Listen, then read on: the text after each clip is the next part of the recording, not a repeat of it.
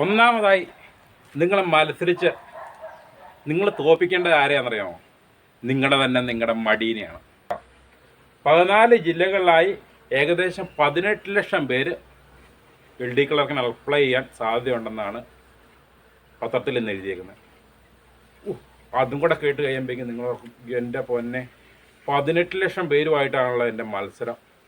അപ്പോൾ ഈ പാവം ഞാൻ ഈ ഒരു 50% 60% മാർക്ക് മേടിച്ചുകൊണ്ടിരുന്ന 10ലും +2ലും ഒക്കെ 60% മാർക്ക് മേടിച്ചുകൊണ്ടിരുന്ന എനിക്കത് കിട്ടുമോ എന്നുള്ളതായിരിക്കും നിങ്ങളുടെ ചിന്താഗതി.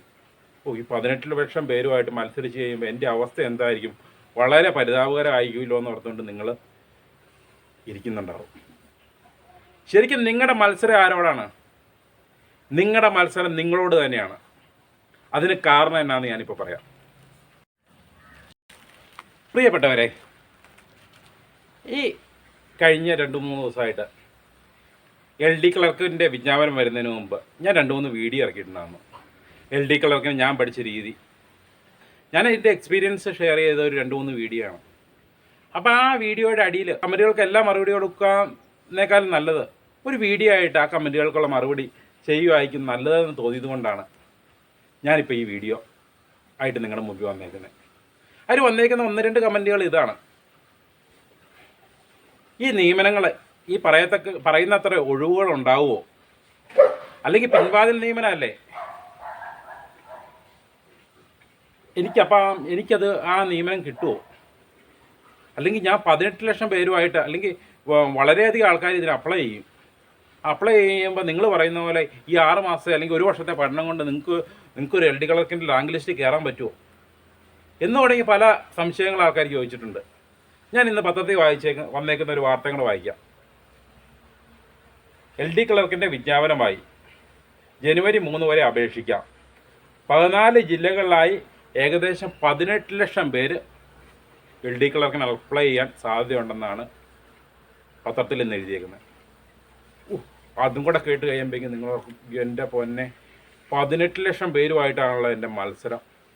അപ്പോൾ ഈ പാവം ഞാൻ ഈ ഒരു 50% 60% മാർക്ക് മേടിച്ചുകൊണ്ടിരുന്ന 10ലും +2ലും ഒക്കെ 60% മാർക്ക് മേടിച്ചുകൊണ്ടിരുന്ന എനിക്കത് കിട്ടുമോ എന്നുള്ളതായിരിക്കും നിങ്ങളുടെ ചിന്താഗതി. ഈ 18 ലക്ഷം പേരുമായിട്ട് മത്സരിച്ച് കഴിയുമ്പോൾ എൻ്റെ അവസ്ഥ എന്തായിരിക്കും? വളരെ പരിതാപകരമായിരിക്കുമല്ലോ എന്ന് ഓർത്തുകൊണ്ട് നിങ്ങൾ ഇരിക്കുന്നുണ്ടാവും. ശരിക്കും നിങ്ങളുടെ മത്സരം ആരോടാണ്? നിങ്ങളുടെ മത്സരം നിങ്ങളോട് തന്നെയാണ്. അതിന് കാരണം എന്നാന്ന് ഞാനിപ്പോൾ പറയാം.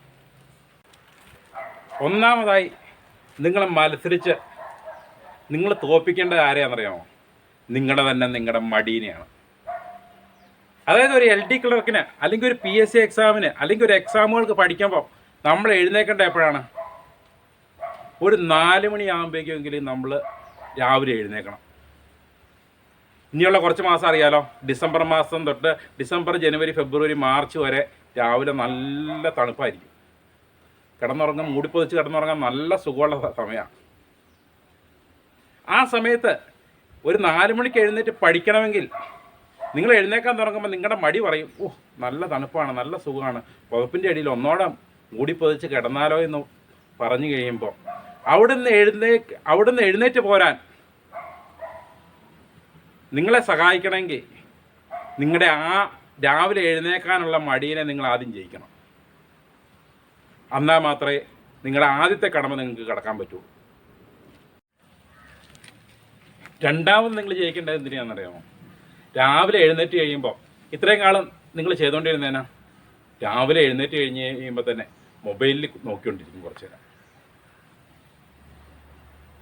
PSC പഠനം അല്ലെങ്കിൽ ഒരു മത്സര പരീക്ഷയ്ക്ക് പഠിക്കുന്ന ആൾക്ക് മൊബൈലിൽ ഒത്തിരി നേരം ഇരിക്കാൻ സാധിക്കില്ല. അല്ലെങ്കിൽ നോക്കിയിരുന്നുണ്ടെങ്കിൽ അയാളുടെ സമയം മൊത്തം പോകും. അപ്പോൾ രണ്ടാമത് നിങ്ങൾ നോക്കേണ്ടതിനാ, നിങ്ങൾ ജയിക്കേണ്ട എവിടെയാണ്? നിങ്ങളുടെ രാവിലെയുള്ള ശീലത്തെ, അതായത് മൊബൈൽ നോക്കിക്കൊണ്ടിരിക്കുന്ന ശീലം ഉണ്ടല്ലോ, ആ ശീലത്തെ നിങ്ങൾ രണ്ടാമത് ജയിക്കണം. മൂന്നാമത് നിങ്ങൾ ജയിക്കേണ്ട ആരെയാണെന്നറിയാമോ? നിങ്ങളുടെ ഉറക്കത്തെയാണ്. ഇത്രയും നാളെ നിങ്ങൾ എത്ര നേരം ഉറങ്ങുന്നുണ്ടാവും? ഒരു 8 മണിക്കൂർ അല്ലെങ്കിൽ 9 മണിക്കൂർ അടുത്ത് നിങ്ങൾ ഉറങ്ങുന്നുണ്ടാവും. ഒരു മത്സര പരീക്ഷയ്ക്ക് എടുക്കുന്ന ഒരു ഉദ്യോഗാർത്ഥി ഒരു 5 മണിക്കൂർ അല്ലെങ്കിൽ 6 മണിക്കൂറിൽ കൂടുതൽ അവർ ഉറങ്ങാൻ പാടില്ല. അപ്പോൾ അടുത്തായിട്ട് നിങ്ങൾ ജയിക്കേണ്ട ആരെയാണ്? ഈ 18 ലക്ഷം പേരെയാണ് നിങ്ങൾ ജയിക്കേണ്ടത്? അല്ല, നിങ്ങളുടെ ഉറക്കത്തെയാണ്. അടുത്ത് നിങ്ങൾ ജയിക്കേണ്ടത് ആരെയാണെന്നറിയാമോ? നിങ്ങളുടെ ദുശീലങ്ങളെയാണ്. കാരണം നമുക്ക് പലവിധ ദുശീലങ്ങളുണ്ടാവാം.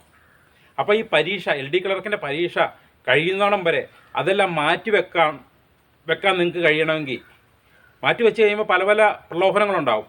ആ പ്രലോഭനങ്ങൾ അതിജീവിച്ച് വിജയിക്കണം. ആ വിജയിക്കണമെങ്കിൽ ആരെ ജയിക്കണം?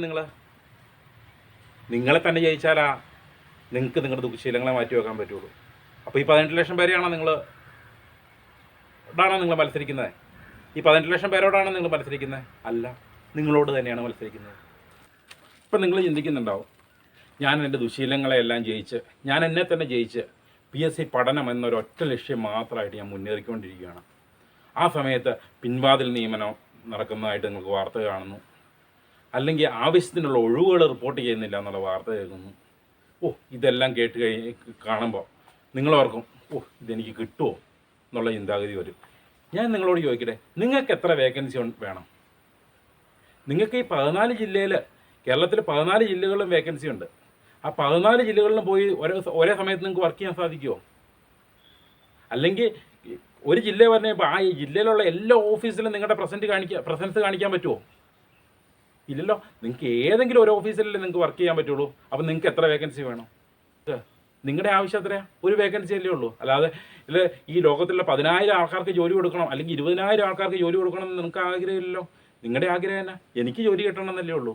പ്രിയപ്പെട്ടവരെ, നിങ്ങളുടെ നെഗറ്റീവ് ചിന്താഗതികളെല്ലാം മാറ്റിവെച്ചിട്ട് ഈ 2024 LD ക്ലർക്കിൽ ഒരു വേക്കൻസി ഉണ്ടാവുകയുള്ളതിലും ആ ഒരു വേക്കൻസി എനിക്ക് വേണം എന്നുള്ള ചിന്താഗതിയിൽ, അല്ലെങ്കിൽ നിങ്ങൾക്ക് വേണം, ആ ഒരു വേക്കൻസി ഞാൻ മേടിച്ചിരിക്കും എന്ന ചിന്താഗതിയിൽ പഠനത്തിൽ മാത്രം ശ്രദ്ധ കേന്ദ്രീകരിച്ചുകൊണ്ട് ഒരു 7 മണിക്കൂർ 8 മണിക്കൂറെങ്കിലും കണ്ടിന്യൂസ് ആയിട്ട്, അല്ലെങ്കിൽ 8 മണിക്കൂറെങ്കിലും ഒരു ദിവസം പഠിച്ചുകൊണ്ട് നിങ്ങൾ മുന്നേറി കഴിഞ്ഞിട്ടുണ്ടെങ്കിൽ നിങ്ങളുടെ ഈ കേരള സർക്കാർ ജോലി എന്ന സ്വപ്നം ഉറപ്പായിട്ടും നിങ്ങൾക്ക് സാധിച്ചിരിക്കും.